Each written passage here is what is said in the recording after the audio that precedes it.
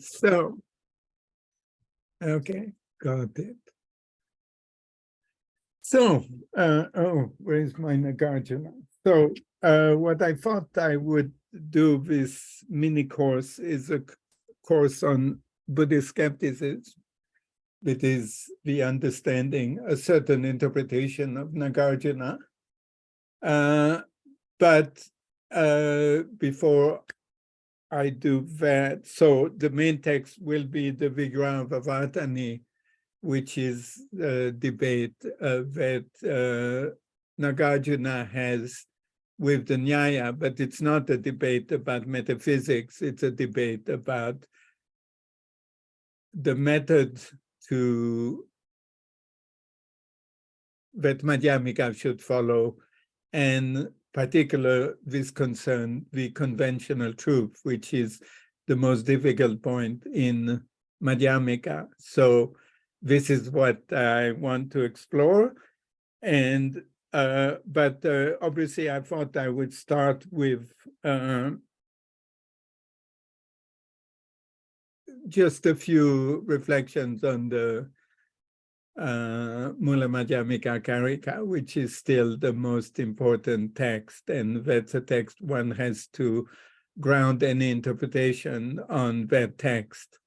So that text is one of the mystery of the text, obviously, is what is its context. It's clearly referring to some basic Buddhist teaching, meaning teaching that are common to all Buddhist tradition and are particularly found in the what Tibetan call the Hinayana part of the Buddhist canon. That's what the Mūlamadhyamakakārikā quotes. Now, it's supposed to be based on the Prajnaparamita Sutras, but the Prajnaparamita Sutras seems to be never mentioned by the text, or as far as I know, its immediate commentaries. And so it's a bit, it's interesting to think to what is the context for that text. And it's a question I put out there. Tibetans think of Nagarjuna as a Mahayana, and clearly there are texts that are attributed to him that clearly reflect a Mahayana orientation, but these texts are much, much later. The texts that we know from Nagarjuna that are from the 1st or 2nd century AD, these texts do not seem to refer very much to the Mahayana tradition, which at this point is nascent. So that's an interesting question, which I'm not going to talk very much about, but I thought I would mention it because I think it's relevant to understand Nagarjuna, particularly to understand this text and to understand the Vigrahavyāvartanī. Okay, so what we need to talk about is what is this text about, what it is doing, and what is the method that it is following, right? So maybe we can start with chapter 1 and think about what's a method there, and from the method try to understand what this text is trying to do. And then after that, we can go to chapter 24, where we can talk about conventional truth, which is in Madhyamaka the really difficult and problematic notion. So, chapter 1, verse 1. Not from himself, not from another, not from both, not without, because never in any way is there any existing thing that is the reason. So this is a very famous verse. This verse refutes, let's say, a number of different views not for himself is supposed to view attributed to the Samkhya, not from another is the basic Abhidharma, basic Buddhist Abhidharma tradition, not from both. That's slightly more difficult to know whether this is precisely a view that Nagarjuna has in mind, or whether he puts it for the sake of completion, and then nor without cause. Supposedly that's addressing the Charvaka, the materialist. So now this is the context of the Mūlamadhyamakakārikā, which is a view that existed at that time in Indian philosophy, which is the Samkhya, the Nyaya, and the basic Buddhist, right? And it is this view that Nagarjuna is addressing in this text, right? So, stanza 2, the intrinsic nature of existence does not exist in the condition. The intrinsic not occurring, neither is extrinsic nature found. So, and then verse 3, we are already going somewhere else. So, the intrinsic nature of existence does not exist in the condition. That's the Nyaya, the Samkhya view, right? The Samkhya view is that effects pre-exist in the conditions, right? This is a view which obviously exists also in the West. You find it in Aristotle. This is a view that the cause kind of contains potentially the effect, right? And so what Nagarjuna seeks to do is to refute that. And the argument is that is going to give is not in the Karika, is given later by Buddhapalita, a commentator, which is that if the effect were pre-existing in the cause, then the production would be either pointless, since the effect already exists, or without end. It would repeat itself, since there is,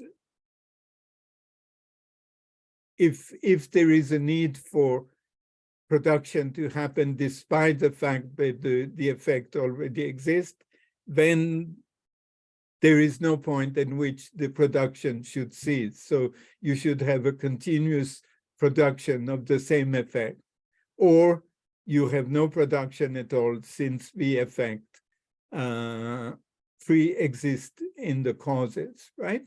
That's a reasoning of Nagarjuna, right?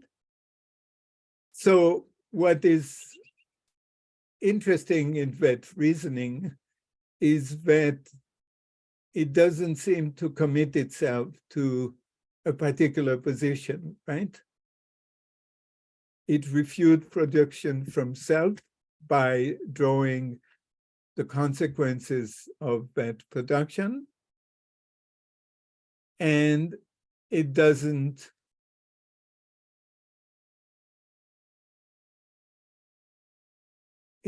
say anything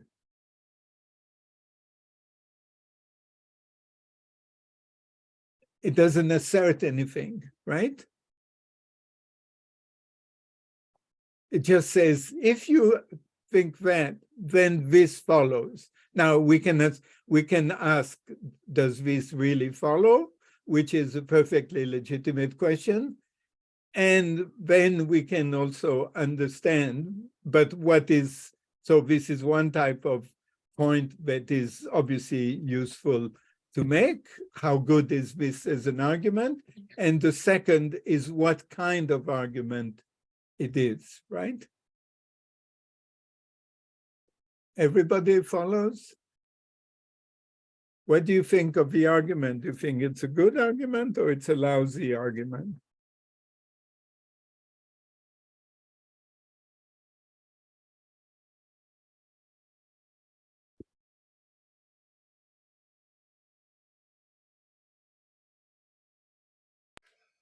I'm not sure. I think that it's probably the case that production would be pointless, but I'm not sure that that really gets at the problem of the intrinsic nature of existence in a way that's convincing. Okay. I mean, we have to take things one at a time. We still don't know what Nagarjuna exactly is refuting. All what we know is that he's refuting production, right? Why is he refuting production? Because in his context, meaning 2nd century Indian philosophy, causality is thought to be, at least by some schools, to be a fundamental feature of reality, right? Of what it means to be real. Now, it's not the only feature for the Nyaya, but for the Nyaya, causality is important. And for the basic Buddhist, the Abhidharma Buddhist, dependent arising, right? Everything is dependently produced. That's the basis of Abhidharma metaphysics, right? Causality. So causality is what he's refuting first, right? And so we have to think, how good is his argument? Second, and what kind of argument is he making? Does it make sense? I guess I was just going to say that it seems to be a particular notion of causality as like production of something. So so the argument would seem to work, at least be a good start with that. But if you're starting to think of, and this might just be the way causation was understood at the time, but then if we think of causation more as like some sort of as change without sort of coming, without necessarily producing something. I'm not sure what you have in mind, because producing is what isn't. I'm not sure what you have in mind. Well, just like a new. Because in the basic Buddhist view, everything is produced anew at every moment, right? But if you wanted to, if so production here means just the effect coming to be, right? Whatever this effect is, right? But if now, what's that? Well, just if someone wasn't convinced by that view and maybe had a notion of causation more as like, like an atomist view where it's sort of rearrangement of. Well, that's in a way what the Samkhya have in mind, right? That production is actually a rearrangement of what already exists, right? Mm-hmm. That it's contained within, that the effect is contained within the cause, right? That's what Samkhya seems to have in mind, right?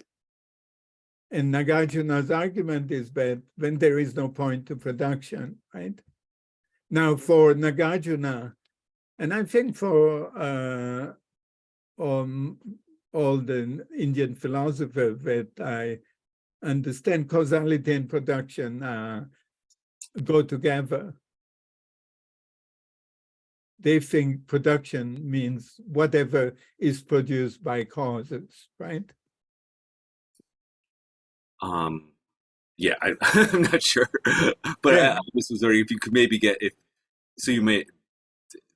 there might be some assumptions in what's being caught, but the Samkhya have some assumption, right? So which I guess the Samkhya argument.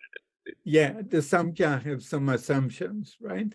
And that's what the method is trying to work with, right?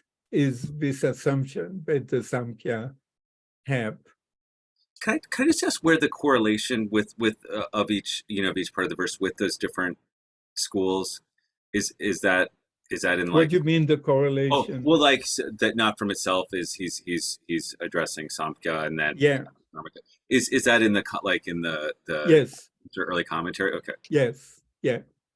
That's very clear what it is, right? It's Samkhya, and the second, sometimes Nyaya, but the best one is would be Abhidharma Buddhist.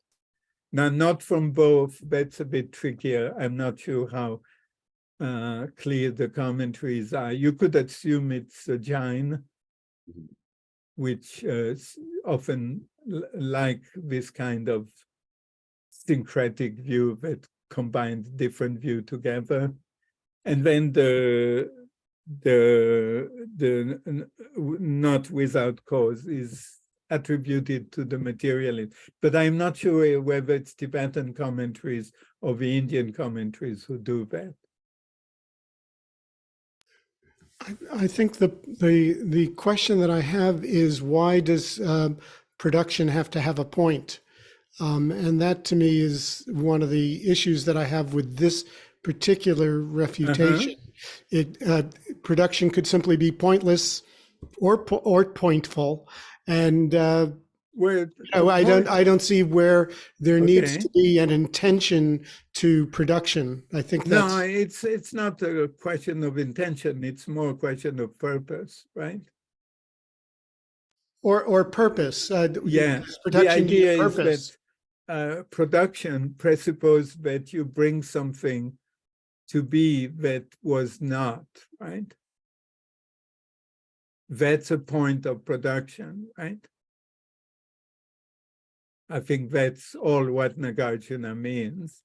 He doesn't mean any kind of teleological view of causality. It just means the point of production is to produce something that was not there, right? Otherwise, why would you produce it, right? I think that's just what he means by the point, right? Yeah. So, not from itself, not from another. So, on verse 2, C and D, the intrinsic nature not occurring, neither is extrinsic nature found.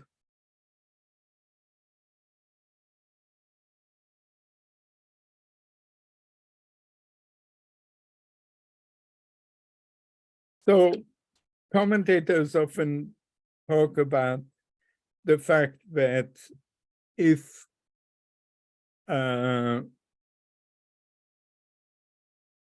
effects are produced from causes,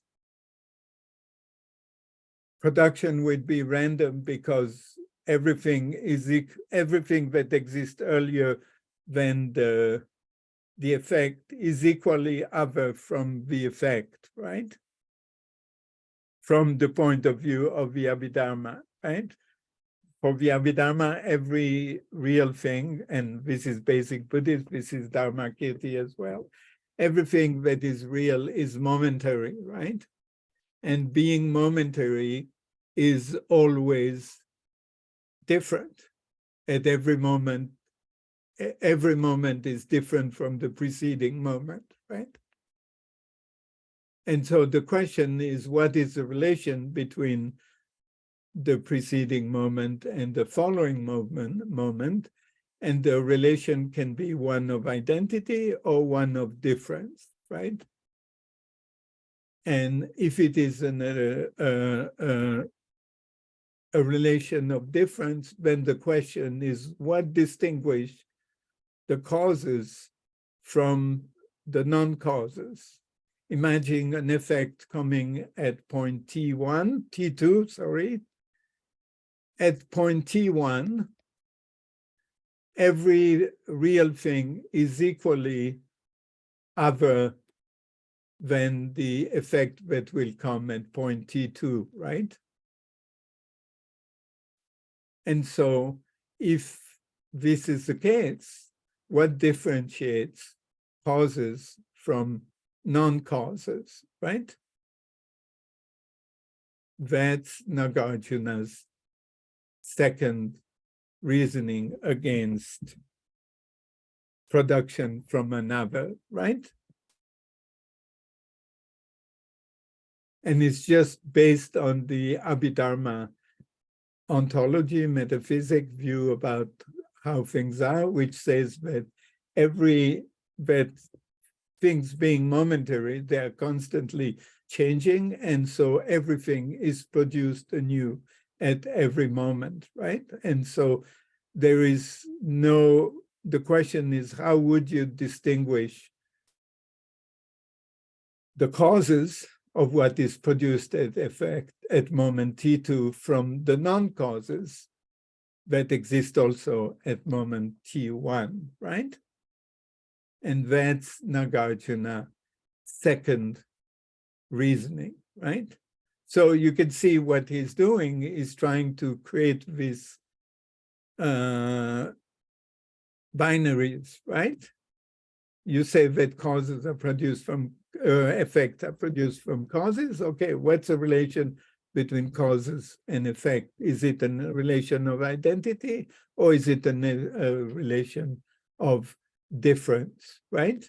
And so if it's identity, then the problem is there seem to be no point, or they seem to be because the effect already exists. And if it's a relation of difference, then it looks like we have problem differentiate what's a cause from what is a non-cause, right? Given that they are all equally other than the effect produced at time T2, right?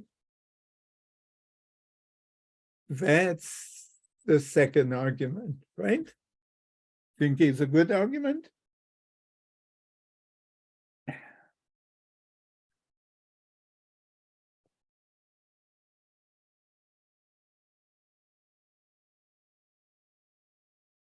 And then there is not from both, no without cause, right? And that's in a way easier, because if it's from both, it looks like it's combining the fault of both. And without a cause, then everything is truly random, since it's without a cause, right? That's the most basic argument of Nagarjuna. And it's an interesting argument, number one, because it's fairly rich. Number two, because we can think about what is his method here, right? How does he proceed? And that's very important to understand conventional truth, right?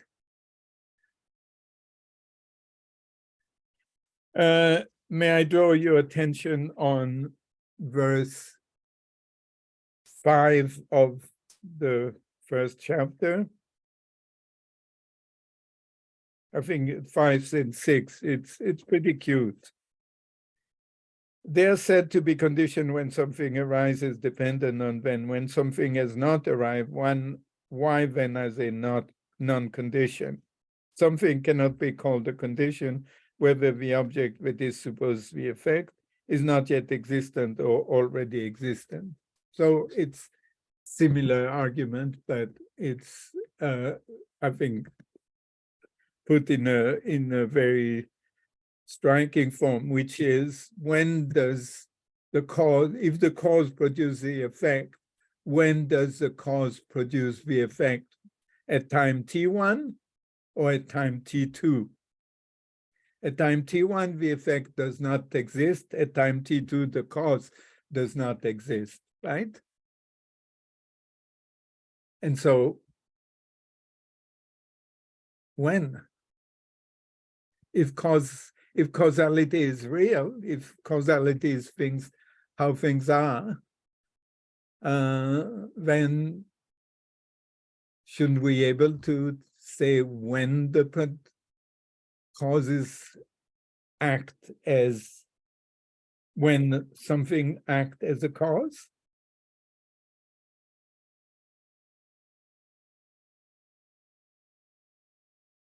So you see how Nagarjuna proceeds.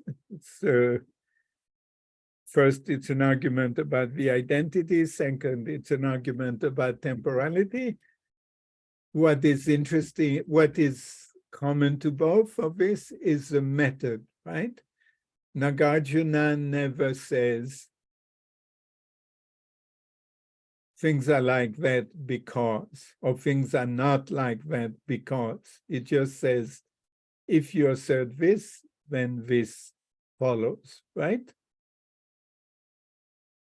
That's Nagarjuna's method, right? That's a Chatushkoti, the four-cornered method, which you find in the Pali Canon, but so it's not original for Nagarjuna at all, but is follow this kind of templates, and he never seems to assert anything at all, right?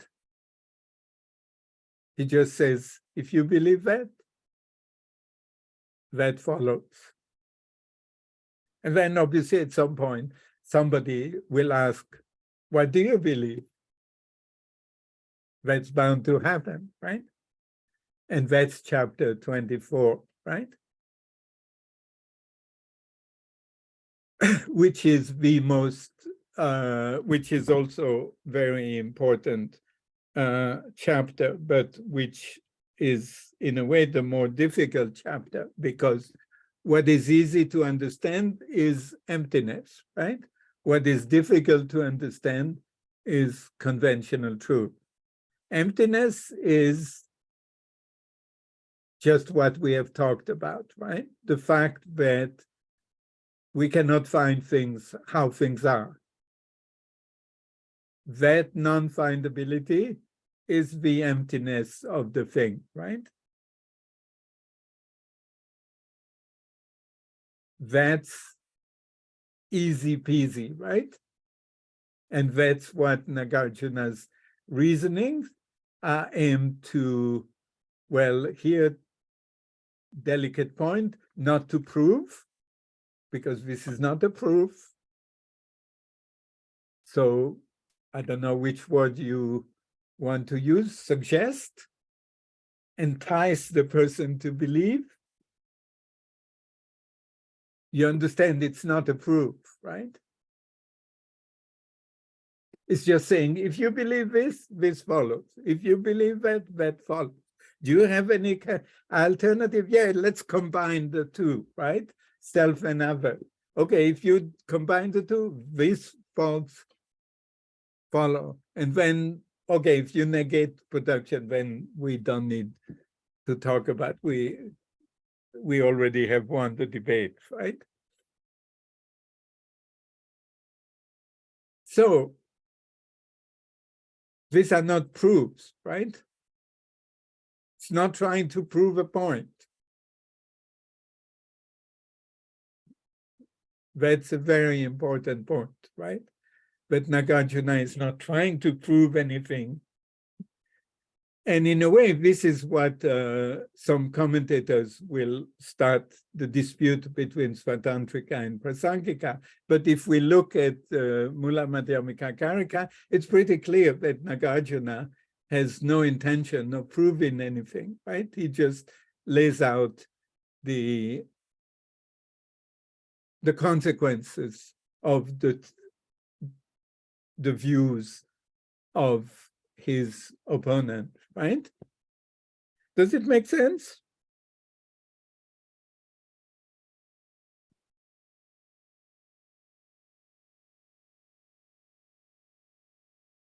So on page 203, this is my conclusion for the first chapter. It's under verse stanza 10, page 203, which is chapter, what is it? Sorry. Oh, yeah, chapter 10. When something dependent on something as its cause, when something exists dependent on something as its cause, that is not on the one hand identical with that cause, but neither is it different. Therefore, that cause is neither destroyed nor eternal, right? And that's the middle way, right? It neither exists nor does not exist. It's neither self nor other. It's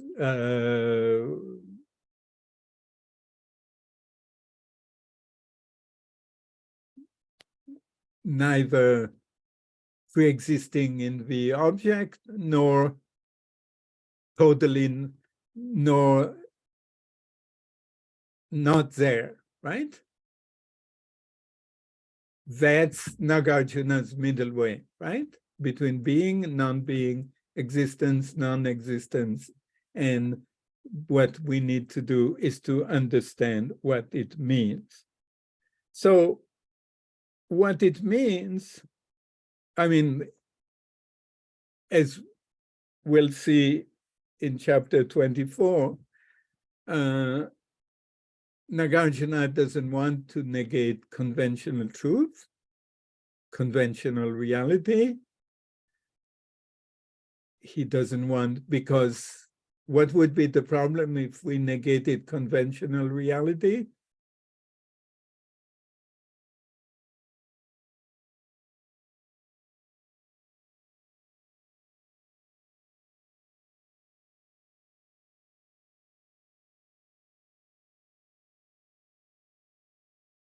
We couldn't function. Okay, but yeah. Some people would argue that you don't need to assert anything to function.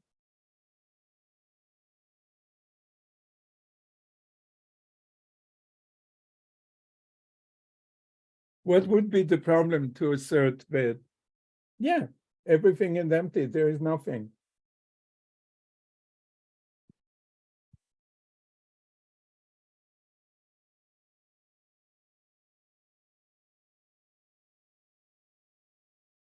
What would be the problem?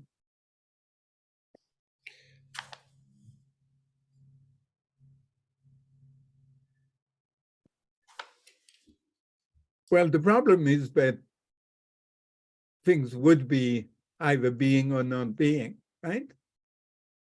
Madhyamaka is precisely avoiding all extremes, all notions of how things are. And to say that there is nothing is to say how things are. To say that there is something is to say how things are. And both of these are extremes to be avoided, right? Because if you assert that things don't exist, this is a way in which things are, right? Things are such that they don't exist.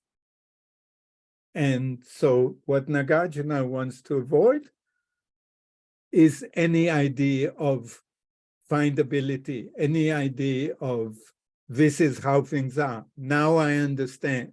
Now I got it. That's what Nagarjuna wants us to move away from, right?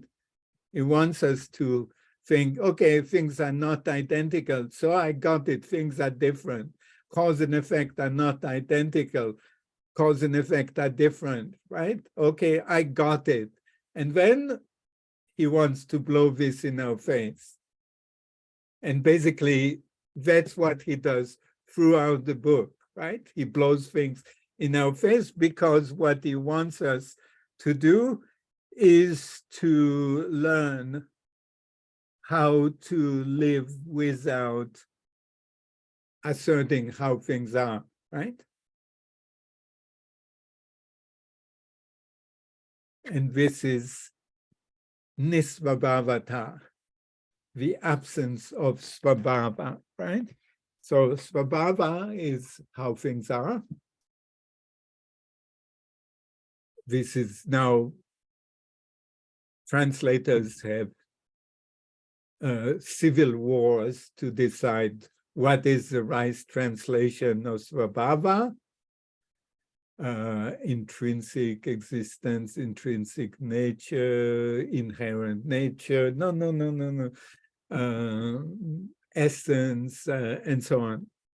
Yeah. This, I mean, I'm making a joke, but these are obviously not trivial questions, how you translate this term, right? The fundamental idea is that what Nagarjuna is refuting is the idea of how things are, right? That we can find how things are, either positively or negatively, right?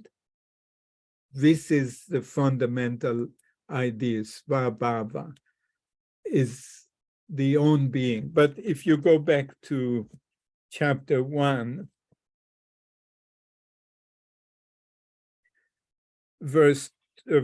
stanza 2, he says on page 19, he says, the intrinsic nature of existence does not exist in the conditions, okay.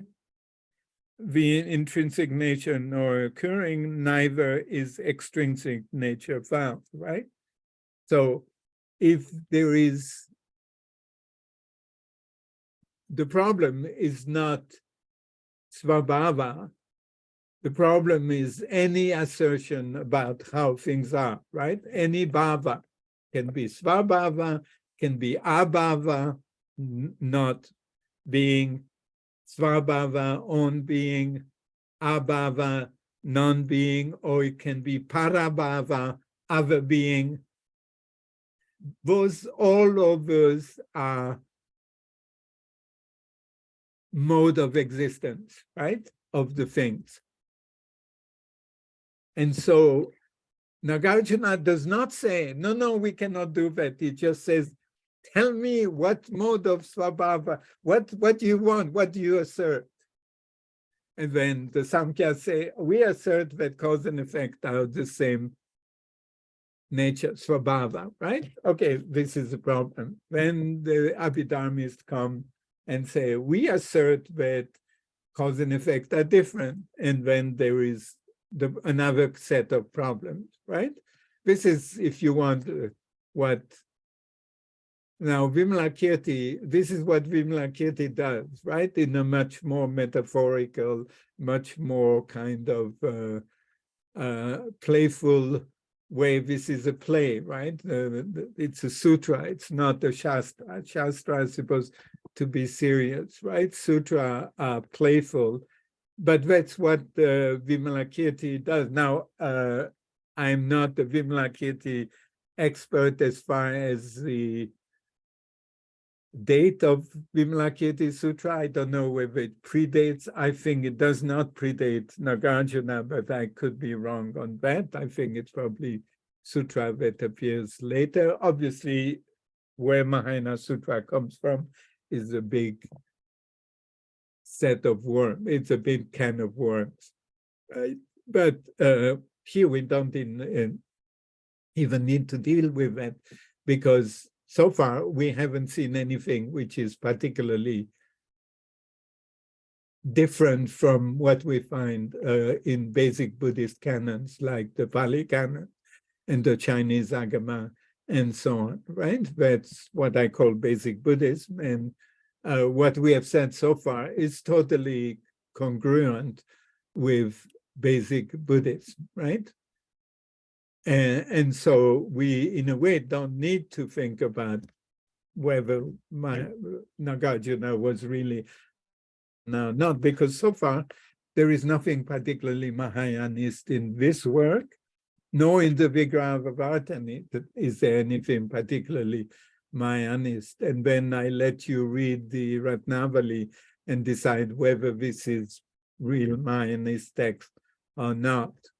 The stotra, the praise, are obviously much later. So that's clearly Mahayanist, but that's much, much later by centuries, right? Okay, so. I had a question about that. How are you defining how are you distinguishing whether or not a text is Mahayanist or not? What are the characteristics? It asserts, okay, there can be a little range. whether it asserts the primacy of Buddhahood as a goal of practice. That's what I define as a Mahayana text. Obviously, Buddhist texts have ideas about Buddhas and Bodhisattvas, right? Because you don't become Buddha just like that randomly, so you need to become a Bodhisattva. So the notion of Bodhisattva is well known in basic Buddhism. The question is whether what should people aspire to become Buddha, or the much more easy goal of nirvana. Got it. I laugh because, this is so ridiculous. Right. But yeah, it's much easier. Doesn't mean it's easy. When I started my Buddhist career, the Dalai Lama told me, oh, these things are really difficult. And if you do a little bit, it's okay. It's already good enough. And me as a 20 years old, I mean, what do you know at 20 years old, right? I thought, yeah, you're talking for yourself. I'm going right away to Buddhahood. Well, I'm still here. And for a long time, at least I hope so. So, yeah, Nirvana is not easy, but Buddhahood is much harder, right? The scriptures say 3 incalculable eons and this kind of stuff. So this is what I call a Mahayanist text, right? Got it. Yeah. That's what I thought. I just wanted to no, see if there was any absolutely. kind of specific other than that. But thanks. Yeah, no, this is what defines Mahayana, right? The fact of setting Buddhahood as a primary goal of Buddhist practice. Not the only one, but the primary, the most important.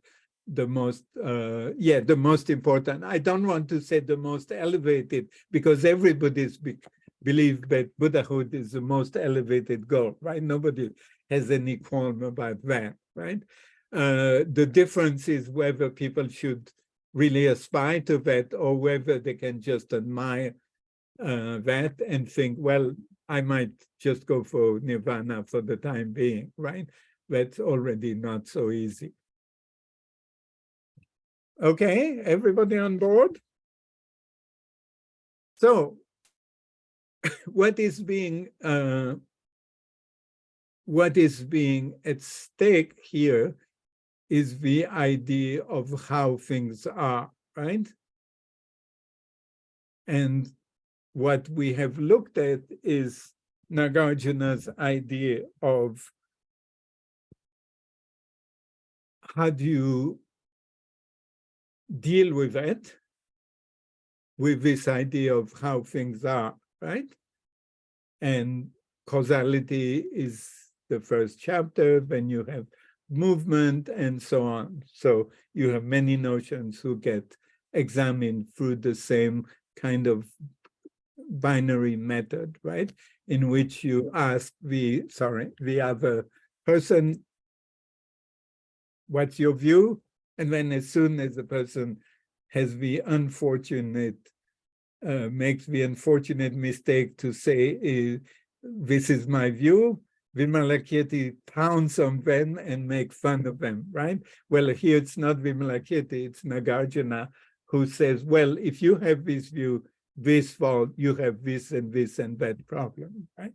And that's Nagarjuna's method. And so what Nagarjuna is talking about is obviously the emptiness of phenomena, the fact that phenomena do not have any findable being, right? Any findable nature. Sometimes he talks about svabhava, but then if you think svabhava, okay, what about parabhava? No, that's same problem, right? It's always the temptation of finding how things are, right? And this is what we need to be cured from, grasping to things, right? This is what, well, Buddhism is largely about, right? Curing us from grasping onto things, right? And so what Nagarjuna is saying is that when you look for how things are, what you find ultimately is that you don't find them, right? They disappear. They are empty, right? And that not finding is how things are, right? That's the emptiness of things, right? And so you see, obviously, here that there is a paradox, which is if not finding how things are, if when we look for things, we don't find them, and this non-findability is the emptiness isn't that how they are, right? And so Nagarjuna talks about the emptiness of emptiness, right? And this is chapter 13. Let me find the page numbers. Okay, 138. The Blessed One said, so this is stanza 1, the Blessed One said that whatever is deceptive in nature is vain, and that all composite things being deceptive in nature, they are vain. If the Buddha statement on stanza 2, whatever is deceptive in nature is vain, is true, what is there about which one is deceived?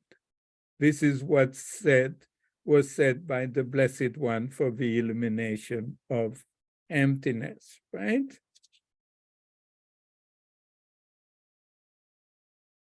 Okay, so when we look for things, we don't find them.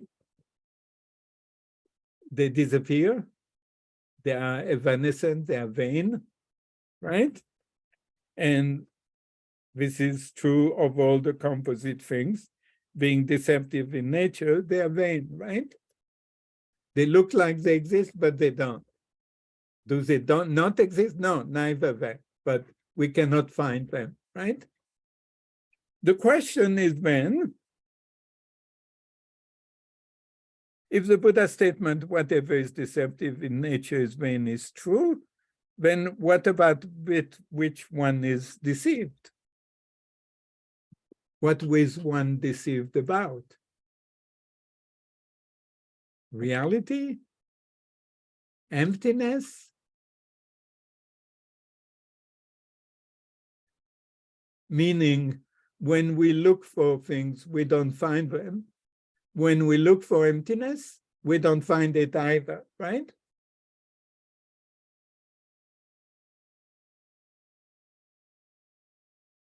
That's the main paradox of Madhyamaka, the emptiness of emptiness. It's the idea that when we look for how things are, we don't find how things are. But you might be tempted to see not finding how things are is how things are, right? And that would be a way of grasping onto things, right? That would be a way to finding how things are. And that has to be foreclosed as well, right? So this is why Nagarjuna says, if the Buddha statement, whatever is deceptive in nature is vain, is true, then what is there about which one is deceived? That was said by the Blessed One for the illumination of emptiness, right? Is it really how things are that we don't find them? No, neither. And yet we don't find them, right? And that's a paradox of Madhyamaka, right? The ultimate nature is that there is no ultimate nature. But if there is no ultimate nature, isn't that the ultimate nature of things? That they don't have any ultimate nature? So there is an ultimate nature, right? That's what you call a paradox, right? And that's the heart of Nagarjuna's idea of emptiness, right? And that's easy. That's easy. It's just a way of thinking, right? Because normally what we want is to find how things are, right? And we have to understand that how things are, that this is great, we should look for how things are, but that it's hopeless, right? That things are not findable, and that non-findability is itself not findable. So there is nothing to hold on to, right? There is nothing to grasp to. And that's just basic Buddhism, right? Non-attachment. Non-attachment and compassion, right? That's non-attachment. And that's just what all Buddhism is about, right? So, page 145. Oh, sorry, 144, stanza 7. If something that is not empty existed, then something that is empty might also exist. Nothing whatsoever exists that is not empty, then how will the empty come to be? So this is straightforward. All produced things are empty. So we say when we look for things, we don't find them. And then we can say, isn't that non-find them how they really are? And Nagarjuna say no, because if things don't exist, if something that is non-empty exists, then something empty could exist. But if nothing is to be empty, then empty cannot be something, right? And so what is emptiness for? Numbers 8, emptiness is taught by the conquerors as the expedient to get rid of all views. Let's leave out the metaphysical. But for those whose emptiness is a view, have been called incurable, right? That's what you find in the undetermined view, right? When two people, Malunkyaputta and Vacchagotta, comes to the Buddha. They come separately. Malunkyaputta asked the Buddha, I want to know if the Buddha exists after death or does not exist after death, if the universe is eternal or has a beginning, and so on, right? If the self exists or not exists, he has 4 sets of questions, right? And the Buddha says, you shouldn't worry for that. This is not helpful. Just go and meditate and shut up. So that's one answer. That's not a very interesting, I mean, it's a Buddha's word, so it's not philosophically a very interesting answer. I wouldn't say the Buddha's answer are not interesting.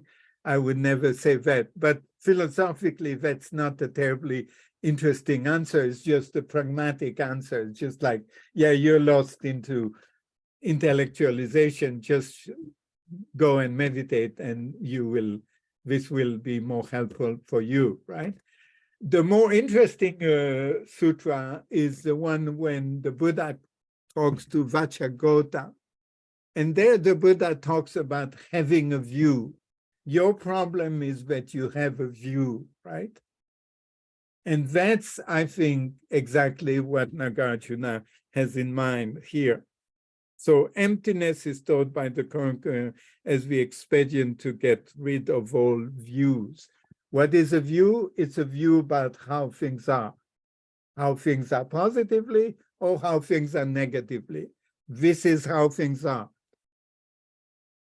And for Nagarjuna, that's like holding the snake by the tail. It's fatal mistake, right?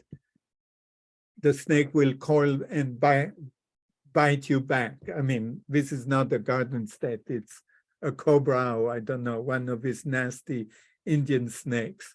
One time in the monastery, I had a snake in my room, and I tell you, I didn't try to catch it. I ran out and I called somebody who then came and caught the snake for me. Yes, Nagarjuna had at least this good effect on me that I knew better than to catch the snake. So what Nagarjuna has in mind here is that emptiness is not a view. It's not how things are.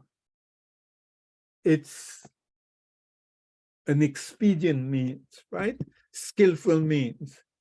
It's just a therapeutic device to get rid of attachment, to rid of grasping onto how things are, right? So you see here the paradox, because we are looking for how things are. We don't find them. We don't find how things are. And we say, okay, that's emptiness. Okay, we got it. It's emptiness. This is how things are. Nagarjuna say, you are hopeless. Because you are trying to hold on to things, right? You are trying to have a view, right? And views are the problem, because views are, if you want, dogmatic or ways to grasp onto reality, right? And that's, according to Buddhism, the root of suffering, right? And so for Nagarjuna, the problem is having a view about what? How things are. Isn't that the view? No, it's just an expedient means. Not having a view is just a cure, right? It's like a purgative. And that's what is the central paradox of Madhyamaka, that the ultimate truth is that there is no ultimate truth, right? Yeah. That's the easy part, right? Yeah, that's really easy. Just you have to work your mind, because your mind is always going to go, yeah, but how are things? And it's just like, no, sorry, that doesn't work. How are things? Okay, tell me, are cause and effect the same, different? Okay, we can go through that 100 times, maybe the 101st time you might get it, right? You might think, oh, I see. The problem is that I want to have a view. I want to know how things are. And that's good, because obviously to just watch TV and so on would not be helpful, right? So not being interested at all in having a view is in a way maybe not such a good sign, because my cat doesn't have a view, right? But at least I think so. I mean, cats are a bad example because they are so difficult to understand. I always get confused. But anyway, I assume he doesn't have a view, right? So having a view is in a way a good thing, provided that you realize that it leads you to this quandary, right? It leads you to this paradox, right? And so what you need, when you've done that enough, what you learn is how you suspend any idea of how things are, right? And that's suspension is emptiness, right? Emptiness of production, emptiness of movement, emptiness, all the different ways in which things are empty, right? Meaning when we look for them, we don't find them. Any question? Because we have still to go to chapter 24.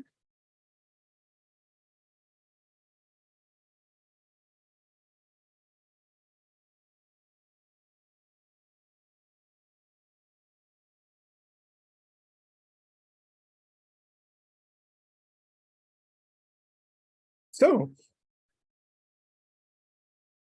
in chapter 24, which is one of the most famous one, the person say, well, if everything is empty, then there is no comprehension, abandonment, practice, and personal realization. None of this is possible due to non-existence of the Four Noble Truths. This is on page 269. And then after that, he goes through the Four Fruits, the Sangha, the Dharma, and so on, right?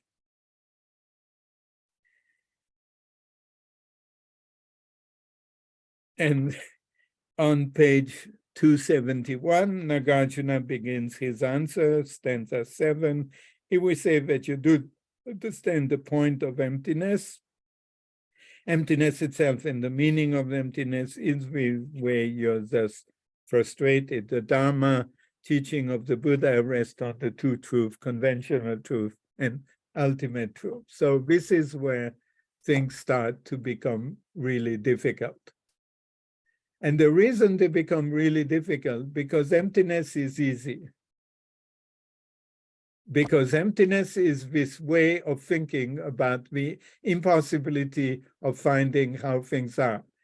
And it gets practice, but after a while, you understand, okay, things are empty. And then you might be tempted to think, okay, then I don't need to do anything, right? And that would be obviously an extreme. That would be quietism. And that's, I think, a danger that can be reasonably imputed, not to Nagarjuna, but that could easily befall a person who follows Nagarjuna. Because when you're taught everything is empty, emptiness itself is empty, it's good. Okay, I get it.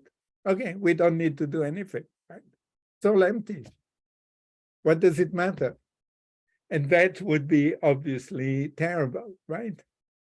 And so this is why we have the teaching of the two truths.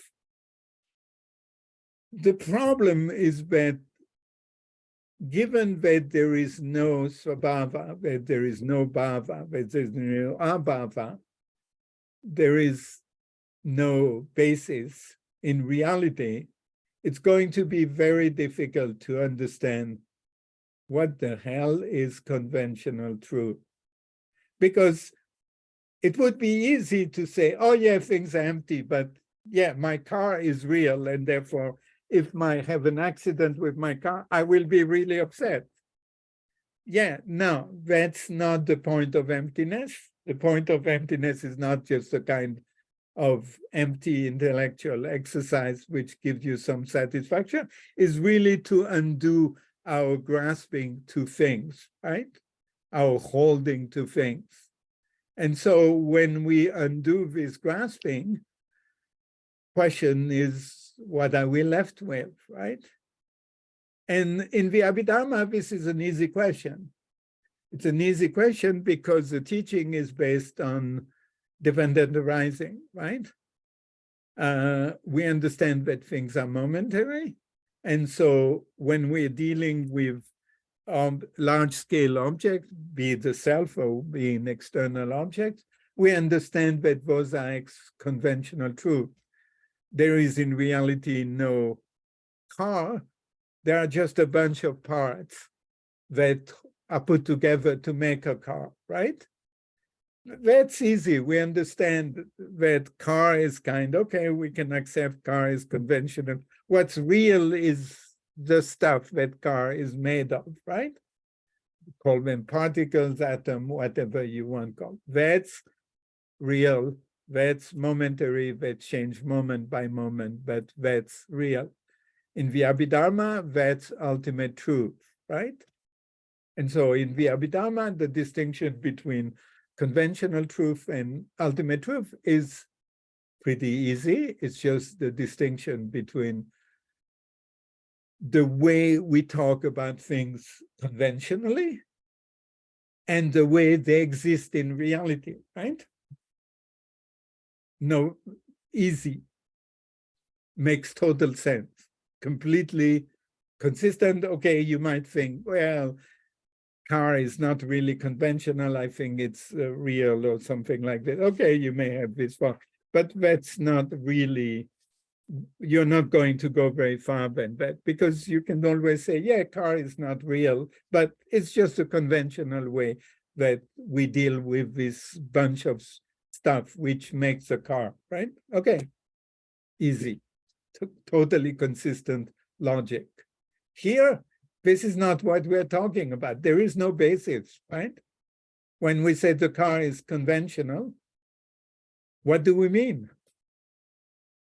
We have nothing to support that, right? We cannot say, yes, the car is made of parts and these parts are real, and so this is what it means for the car to be conventional, right? The self is conventional, the person is conventional, it's made of parts, different aspect of consciousness and the different particles that make up the body, right? The whole thing is called the aggregate, right? Okay. Here, no aggregates, no atom, nothing, no thing, sorry, not nothing, no thing, no nothing either. So this is where it's going to start to become difficult to understand. What does it mean for something to be conventionally true or real, right? Given that there is no way that we can cache this conventional. Conventional means just it's named in particular way, right? Conventional is, we all agree that this is a pencil, right? Okay, we all agree. Why do we agree? Well, because we know that these particles are plastic and inside there is a things to allow us to write and so on. So we have a sense that the name in a way doesn't matter. We all understand it's conventional, but we understand that this conventionality is based on something real, right? With Madhyamaka, that something real goes through the window, right? And so, why do you differentiate calling this a pen from calling this an elephant, right? You could say, well, it's convention. Well, do you mean to say that if there was a bunch of crazy people who would call this an elephant, that would be an elephant? No. So this becomes much more difficult, right? Because conventional truth is a really very tricky notion, right? Because on one hand, it could seem like it's just a name given, anything goes, because there is no basis in reality for that convention. Or it could mean we reintroduce Vabhava by the back door and call it conventional, right?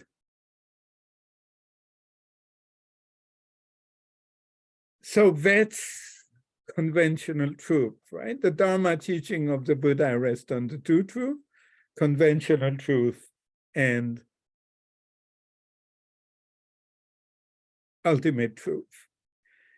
Stanza 9, who do not know the distinction between the two truths, they do not understand reality accordance with the profound teaching of the Buddha. Number 10, the ultimate is not taught independently or customary way of talking and thinking. Not having required the ultimate truth, nirvana is not attained.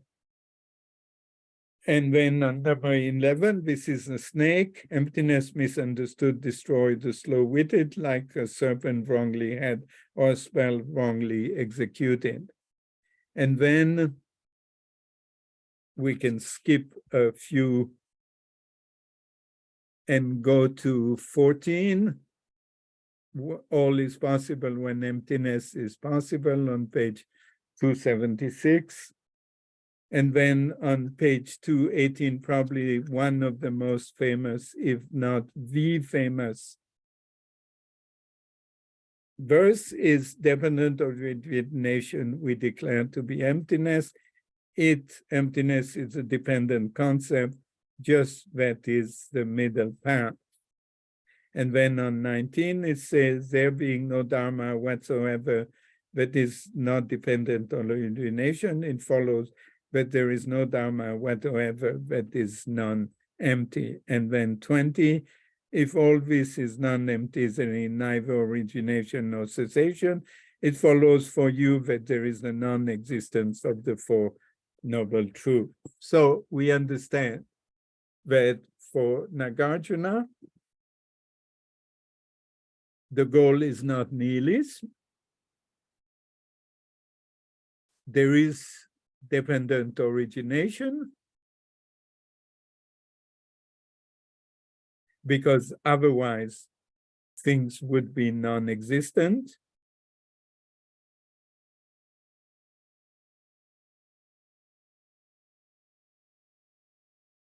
And that's, for Nagarjuna, shows that the things are empty as well. The problem we have is, how do we understand conventional truth, right? Because in a way, dependent production, dependent origination might entice you to reintroduce, aha, I know how things are. They are produced dependently, right? Well, okay, let me ask you a question. Is this dependence on, is the effect dependence on cause of the same nature or different nature? And then we repeat the whole exercise, right? So we have no resting place, right? And we still don't understand what it means for something to be conventional, right? Because you could say, aha, I understand what something means to be conventional is to be dependent on cause and conditions. Well, very good Buddhist answer, A+.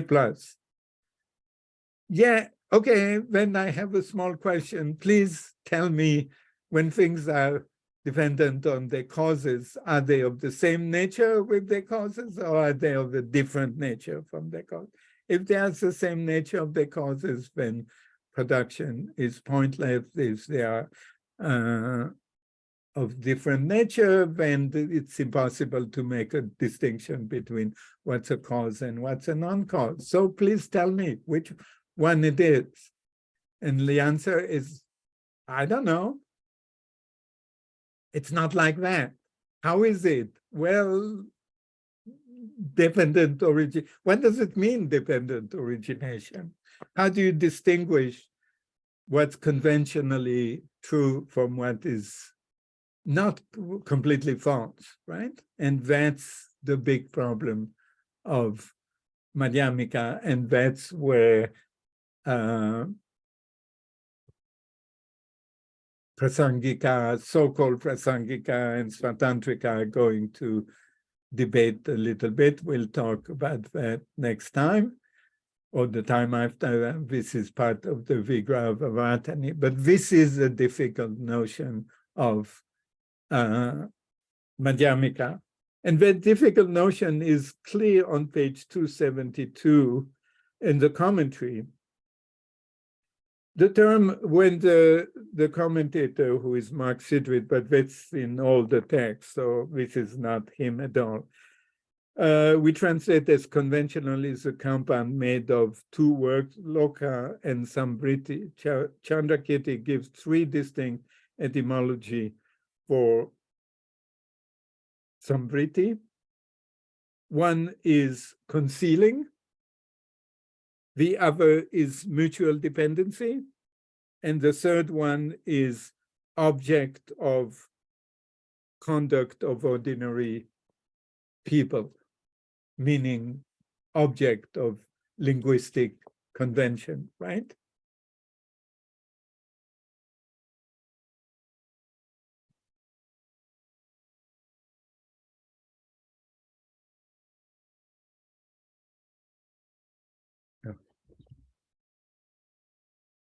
So you see, in the very notion of conventional truth, it's a contradictory notion, right?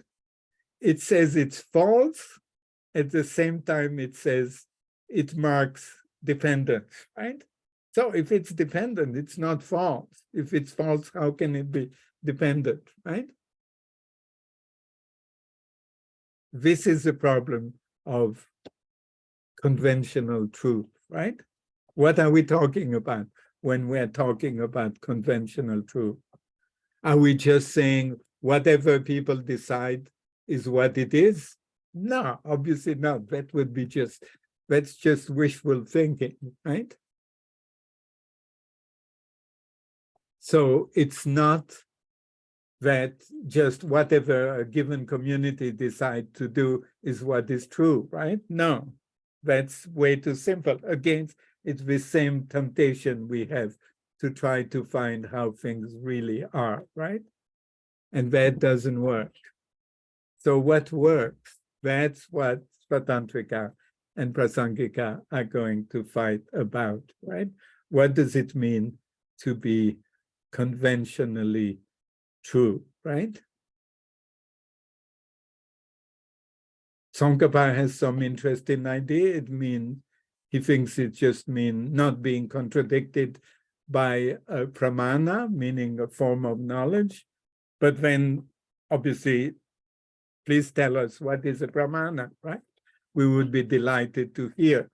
And then we look at Nagarjuna's refutation of pramana, right? So you can see we're not out of the difficulty, because once we get rid of any kind of metaphysics, meaning any kind of view about how things are, then it's hard to understand how we can make distinctions. And yet we absolutely need to make distinction between what's true and what's false, between what's useful and what's harmful, and so on, right? We need distinction, and yet we seem to have no metaphysical basis in reality to make this distinction. And that's a problem of Madhyamaka, and that's what we'll talk about in the next two classes. Any question? Because I'm done. Oh, I wanted to mention, maybe I should mention the chapter on Nirvana, right? Because that's a nice chapter. That's on page 290. And it's totally a chapter in the basic Buddhist tradition. Objection, page 290. Objection, if all things is empty, there is neither origination nor cessation. Do the abandonment of cessation, what is nirvana, then acknowledge. And then reply, if all these things non-empty, there is neither origination nor cessation. Do the abandonment of cessation, what is nirvana, then acknowledge.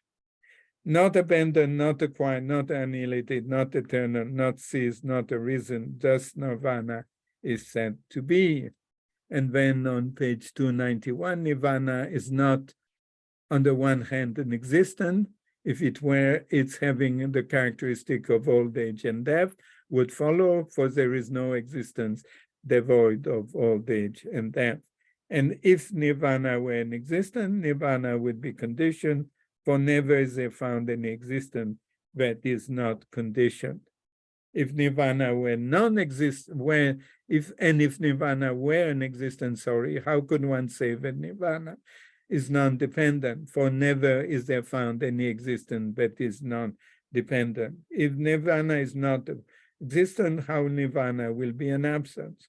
When there is no existence, there is no absence. And if nirvana is an absence, how can nirvana be non-dependent? There is no absence that exists without dependence. That which, and then on page 296, that which, when dependent or conditioned, comes into and goes out of the existence, that, when not conditioned or dependent, is called nirvana. And the teacher taught the abandonment of coming into and going out of the existence. Thus is it correct to call nirvana neither existent nor an absence. If nirvana were both an existence and an absence, then liberation would be an absence and an existence, and that's not correct. So let me skip a couple of pages to come maybe to 17.301. It is not asserted that the Buddha exists beyond cessation, nor does not exist, nor both exist and does not exist, nor neither exists nor does not exist. None of this is to be asserted. Indeed, it is not to be asserted that the Buddha exists while remaining in this world, nor does not exist, nor both not exist, and so on. This is, commentary says, this is, as Baba Viveka made explicit, a reference to the indeterminate question, right, which you find in all the basic Buddhist canons, right? And then next page, a very famous quote, which says, there is no distinction whatsoever between samsara and nirvana. There is no distinction between nirvana and samsara. What is the limit of nirvana? That's a limit of samsara. There is not even the finest gap to be found between the two. Obviously, there are a lot of different commentaries on this very famous stanza, right, which can be interpreted in many different ways. I think for me, how I understand Nagarjuna is to simply think of, I mean, nirvana is the most difficult thing for Buddhists to think, right? Because reality is made of these changing things, right? And then when we reach cessation, what's happening? And then you have thousands of texts which are dealing with this question, right? And obviously, there is a lot of Mahayana literature on that. Here, I think Nagarjuna thinks simply that nirvana cannot be understood in terms of being and not being, right?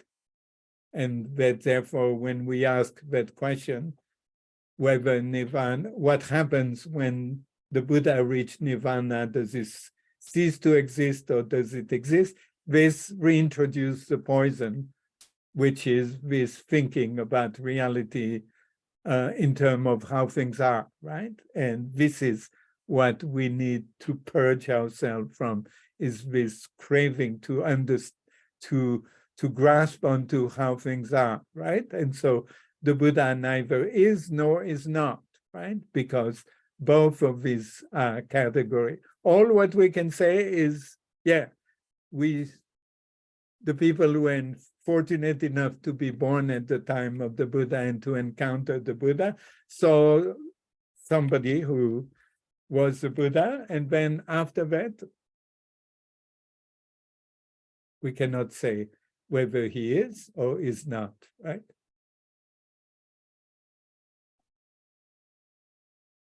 And that's a very basic Buddhist view, right? Now, it's not the only basic Buddhist view, but that's what the Buddha seemed to be saying in his 14 unanswered question, and that's what Nagarjuna is referring himself to, right? Okay, any questions?